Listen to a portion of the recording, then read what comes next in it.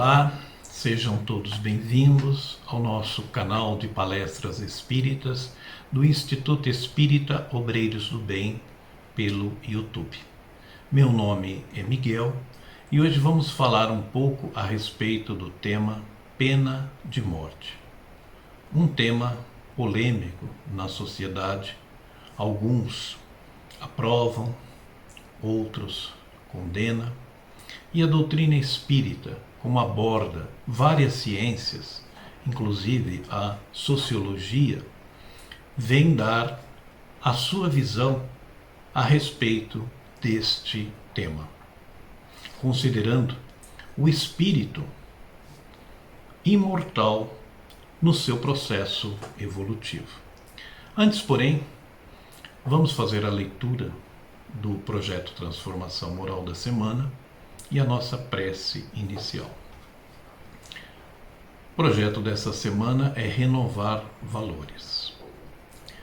Muita vez é imprescindível que os alicerces de nosso santuário interior sejam abalados e renovados. Palavras de Emmanuel. Esta semana, a proposta é renovar os valores, principalmente nesse momento grave de nossa vida terrestre. É imprescindível nos modificarmos interiormente. Esta mudança requer esforço, atenção e muita determinação. A renovação deve ser com os valores perenes, imortais, eternos, aqueles que a traça não corrói e que os ladrões não roubam, deixando de dar valor maior à vida material e priorizar a espiritual. Ao tomar consciência e valorizar a nossa realidade espiritual, atitudes, palavras, pensamentos e sentimentos devem ser direcionados com o intuito de nos levar à perfeição moral, pois não é esse o objetivo da reencarnação, como ensinam os Espíritos na questão 132 do Livro dos Espíritos? Com a mesma intensidade que hoje buscamos renovar o mundo externo, procurando aquilo que nos ofereça mais conforto e segurança, busquemos também a renovação de valores espirituais, que com certeza nos trará recursos para uma caminhada evolutiva melhor. Renovar nossos valores é deixar de pensar em ter e se preocupar em ser, mostrando com atitudes a nossa renovação íntima, a transformação moral. Somente assim, o passado delituoso estará morto, as atitudes de dúvida terão chegado ao fim, pois Jesus nos convida mais do que nunca, nesses momentos decisivos, ao trabalho árduo de exemplificação, fé e esperança. Elevemos nosso pensamento e sentimentos a Jesus, nosso Mestre, Ele que disse: onde houver duas ou mais pessoas reunidas em meu nome, aí também estarei. Estamos reunidos virtualmente, mas ligados pelos pensamentos, pela corrente do bem. E através de Jesus, vamos buscando uma comunhão mais íntima com Deus pelo pensamento, buscando forças para os desafios de nossas vidas, pois sabemos que Deus não desampara nenhum de seus filhos e não coloca um fardo maior em nossas costas do que podemos suportar. E assim, com fé, com esperança e renovação nos nossos valores, possamos cada vez mais aproximarmos das leis de Deus, seguindo-as. Graças a Deus, graças a Jesus. Como disse, o tema é pena de morte. Esse tema está na doutrina espírita, no Livro dos Espíritos, na terceira parte, que trata das leis morais, no capítulo 6 da lei de destruição. A pena de morte vai das questões 760 a 765.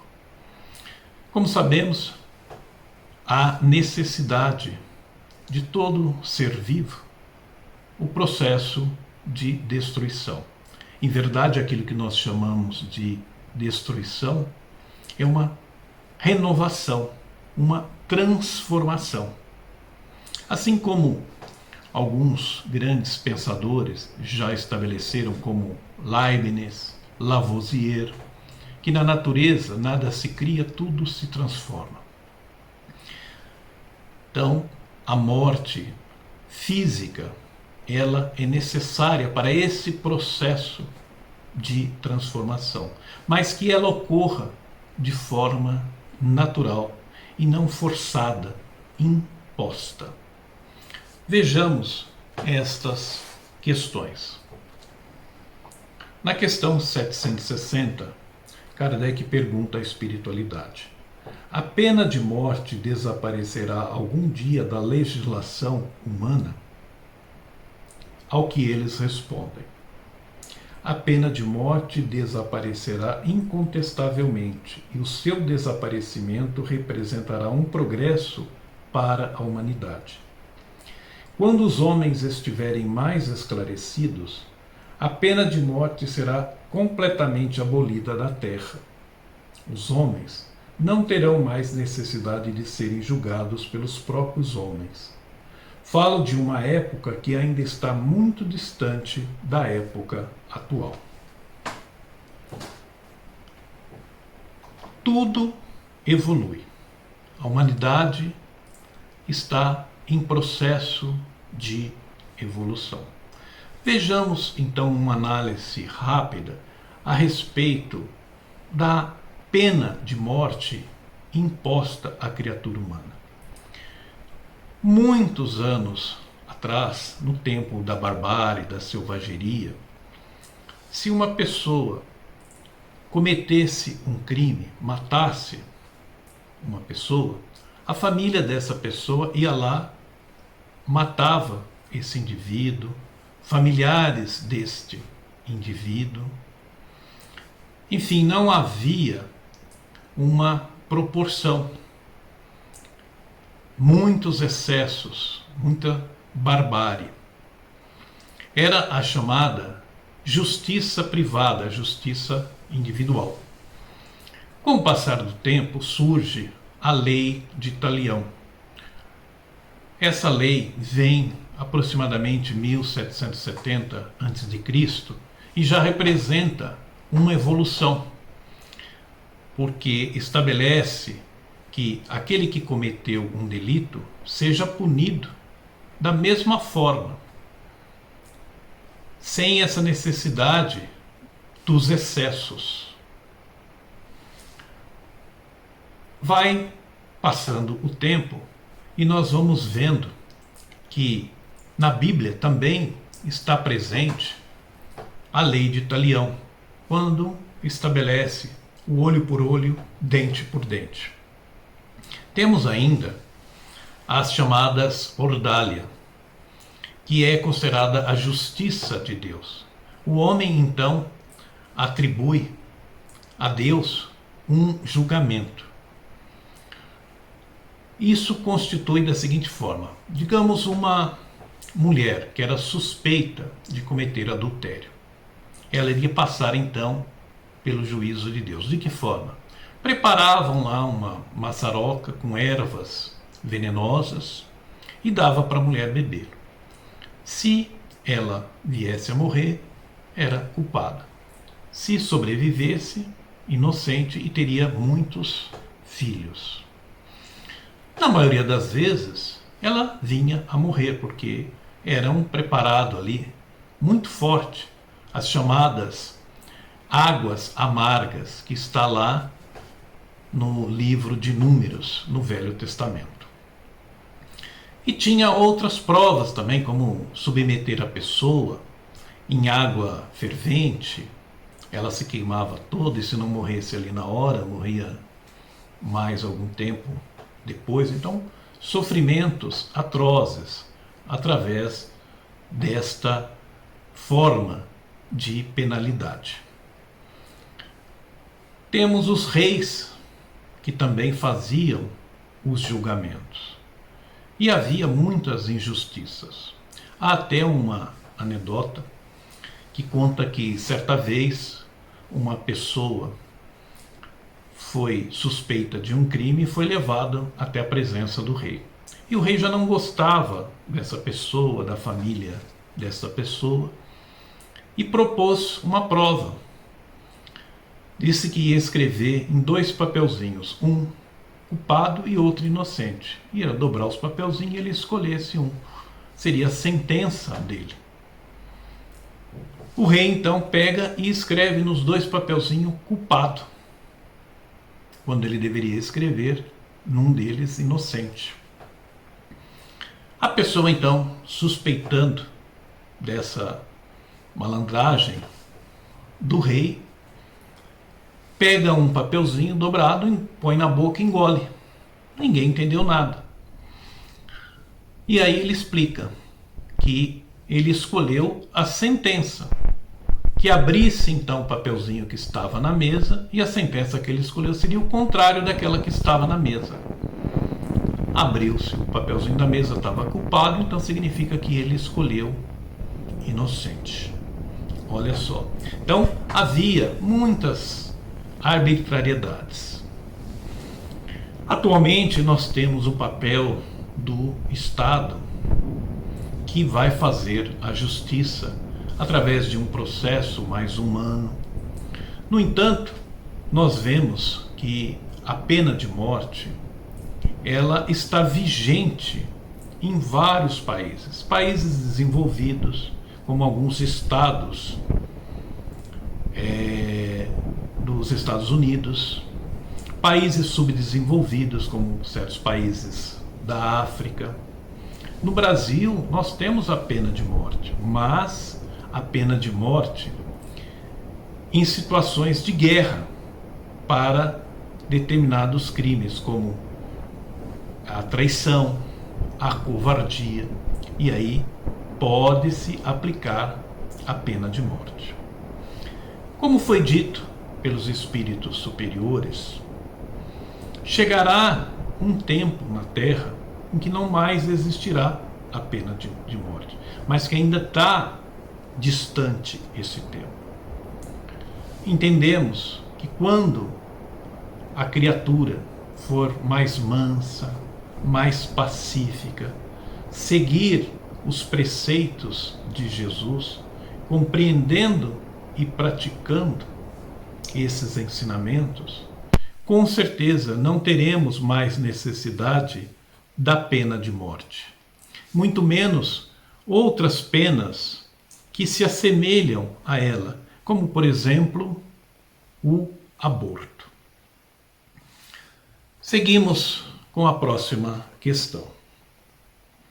761. A lei de conservação dá ao homem o direito de preservar sua própria vida.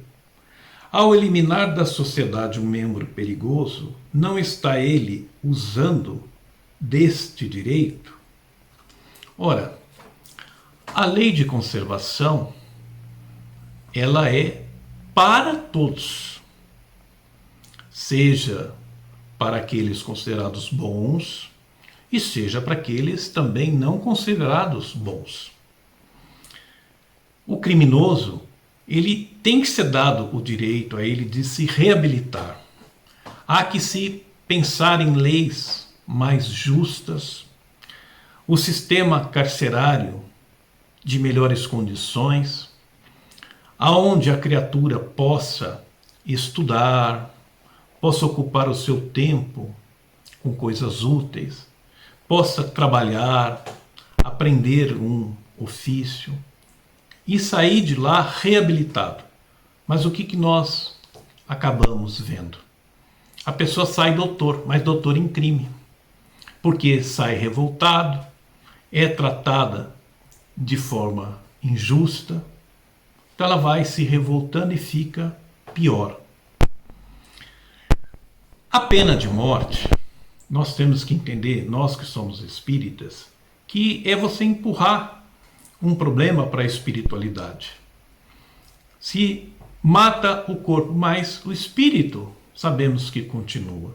Então, nós temos que abrir as portas para a pessoa se reabilitar e não fechar com a pena de morte. Quantas vezes a insistência de boas pessoas com o delinquente acaba chegando um momento que a pessoa vai melhorar, se não agora, com certeza mais à frente. Todo o trabalho do bem, ele é útil e com certeza vai germinar. É uma questão de tempo. A questão 762 e 763, nós vamos bypassá-la não por ser menos importante, não, tem a sua importância.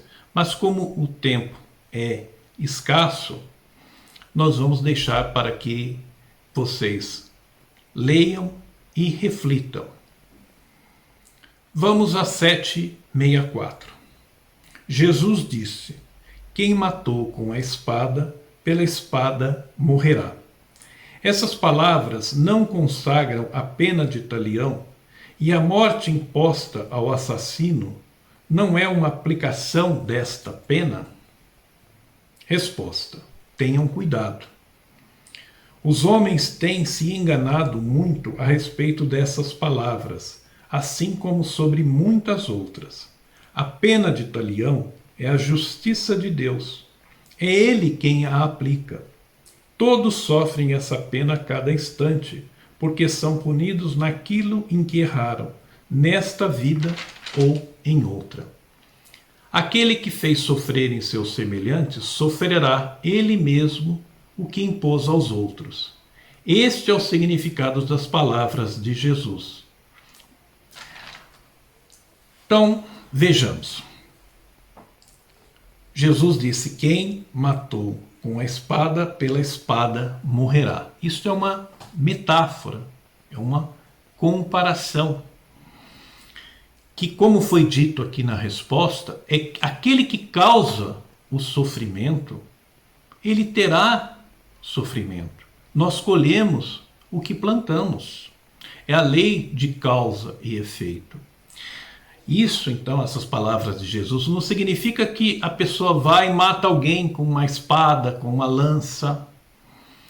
Ela não vai necessariamente morrer com a espada ou com uma lança, mas ela poderá ter, por exemplo, problemas sérios no seu aparelho digestivo. Se foi ali, por exemplo, que ela enfiou, deu uma facada em alguém, aquilo vai ficar na mente dela, e nós sabemos que a lei de Deus está escrita na nossa consciência. E ela automaticamente vai acabar impondo uma punição para ela. Mas não significa que vai ser da mesma forma, mas sim é o sofrimento que Jesus quis aqui dizer. Pois nós sabemos que todo aquele que erra necessariamente passa por 3 fases, que é o arrependimento, a expiação, que vai sofrer esses processos, e a reparação. Se nós destruímos, vamos ter que reparar. Este é o sentido das palavras de Jesus. Nós, quando estávamos preparando essa exposição, lembramos, há muito tempo atrás, de um programa chamado Pinga Fogo, que, certa feita, Chico Xavier foi convidado para participar. E esse programa deu muita audiência, chamou a atenção do Brasil inteiro. E um jornalista faz a seguinte pergunta a Chico Xavier: qual é a visão da doutrina espírita a respeito da pena de morte? Chico então responde que Emmanuel, o seu mentor, estava ali do lado e lembrou de uma bela passagem de Jesus, a parábola do bom samaritano. Vamos a ela. Um doutor da lei levanta e, para tentar Jesus, pergunta: o que devo fazer para possuir a vida eterna? Jesus então pergunta ao doutor da lei: o que está escrito na lei? Como lê? O doutor diz então: amará a Deus de todo o seu coração, de todo o seu entendimento, de toda a sua força e espírito, e ao próximo como a si mesmo. Jesus disse então: faça isso e viverá. O doutor da lei, querendo se justificar, pergunta ainda: mas quem é o meu próximo? Jesus então traz essa bela parábola do bom samaritano. Um homem descia de Jerusalém para Jericó e caiu na mão de ladrões, que os despojaram e deixaram ali semi-morto. Nisso vem passando um sacerdote que passa largo, não dá atenção. Vem um levita, também passa largo. Mas um homem que caminhava, que é o bom samaritano, ao ver aquela situação, deita azeite e vinho nas feridas, enfaixa, coloca em seu animal e leva até uma hospedaria. Lá passa a noite com ele, dando toda assistência. E de manhã dá 2 denários ao hospedeiro e diz que, se ele necessitar, que seja cuidado, que na volta ele iria pagar todas as despesas. E Jesus então diz: qual dos 3 lhe parece que foi o mais próximo? O doutor da lei então responde: aquele que usou de misericórdia para aquele que estava semi-morto. Jesus disse: vá e faze o mesmo. O que Emmanuel estava ali passando para Chico, e Chico fala para todo o público, que as personagens citadas são bem caracterizadas. Nós temos ali o bom samaritano, uma pessoa boa. Temos o sacerdote que conhece das leis, mas não ajudou. Temos o levita, que era as únicas tribos que poderia se chegar a ser sacerdote, então estavam em formação, mas que também passa largo. Temos os ladrões, os delinquentes, os maus. Temos o dono da estalagem. Mas Emmanuel lembra da figura daquele homem que ficou semi-morto. Quais as características dele? Poderia ser um homem bom, poderia não ser, poderia ser um delinquente, um criminoso. Mas qual foi a atitude do bom samaritano? Que cuidou das suas necessidades, socorreu, porque se ele ficasse ali, com certeza iria morrer.